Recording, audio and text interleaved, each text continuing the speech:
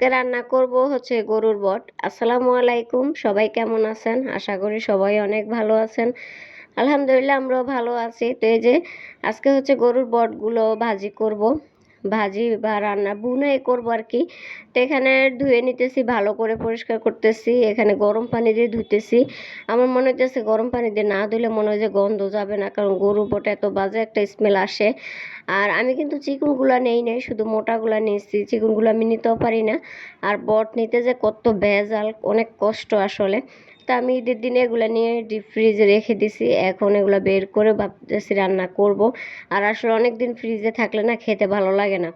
তো এখানে তো মশলাগুলো দিয়ে দিলাম, এলাচি, দারচিনি, তেজপাতা। আর এখানে হচ্ছে আদা রসুন বাটা, জিরা বাটা সব মশলা দিয়ে দিব।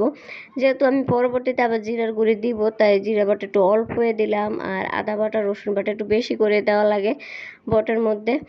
বট হোক আর যে কোনো কলিজা গুদ্দা হোক, এগুলোতে একটু মশলা একটু বেশি না দিলে খেতে ভালো লাগে না। আরও দিব হলুদ গুঁড়ো, মরিচ গুঁড়ো, লবণ, এগুলো আর কি দিব। তো লবণ এখন একটু কম দেয়, কারণ পরে দেখা যায় আবারও লাগবে, কারণ আমাদের যে লবণ খাওয়া হয় এই লবণও হয় না, আবার দিতে হবে। তো এখানে হলুদ গুঁড়ো দিয়ে দিলাম, মরিচের গুঁড়ো দিব, যেহেতু ঝাল তো আর একটু বেশি করে দিব। আর পরে দেখা যায় আবার দিতে পারবো, এখন এতগুলো একসাথে দেওয়া যাবে না। তো এটাকে এখন হাতে মেখে নিব।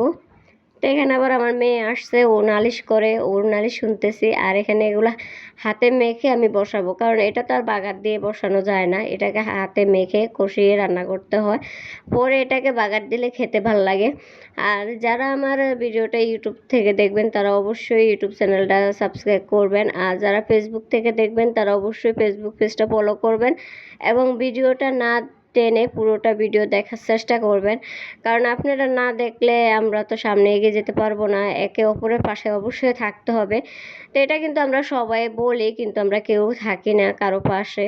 তো চেষ্টা করি আমি আসলে সবার ভিডিও দেখার, কিন্তু সবাই আমারটা দেখে না কেন তা জানি না। তো এখানে যে আমি এক পাতিল পানি দিয়ে বসিয়ে দিলাম এটাকে, আর এটা কিন্তু বলক চলে আসছে। এটাকে কিন্তু আমি 2-3 দিন জাল করে নিব, কারণ এই পানি তার একদিনে টানানো যাবে না, আর এটা সিদ্ধ হবে না। একদিনে 2-3 দিন ভালো করে এটাকে জাল করে নিতে হবে। আর এই যে 2 দিন পর আমি এটাকে বাগার দিতেছি, এটাকে এখন শুকনা ভাজি করবো। আর এটাতে কিন্তু একদম ঝোল নাই, ঝোল টেনে গেছে, একদম শুকিয়ে নিছি। তো আমি যেহেতু মশলা দিছি, তারপরও ভাবলাম যে আর একটু দেই, আদা রসুন বাটা আর জিরার গুঁড়ি তো পরে দিব। আর এখানে একটু সামান্য একটু হলুদ গুঁড়ো, একটু মরিচের গুঁড়ো দিয়ে দিলাম। আর এই যে দেখেন একদম কিন্তু এটাকে জাল করতে করতে লাল করে ফেলছি আমি। আর এটা কিন্তু এরকমই হয় কালারটা। আর এটা এখন ভাজতে ভাজতে আরও লাল হবে। তো এটাকে এই যে কড়াইতে দিয়ে এখন ভালো করে ভাজবো। আর এটাকে তো কিন্তু কাছে বসে থেকে ভাজতে হয়, কারণ নিচ দিয়ে লেগে যায়। আর এই বট ভাজিটা খেতে এত মজা লাগে, আর সালমানের বাবা তো অনেক পছন্দ করে, ওর অনেক পছন্দ, সবগুলা ওকে দিলে ও খেতে পারবে, ওর এত পছন্দ।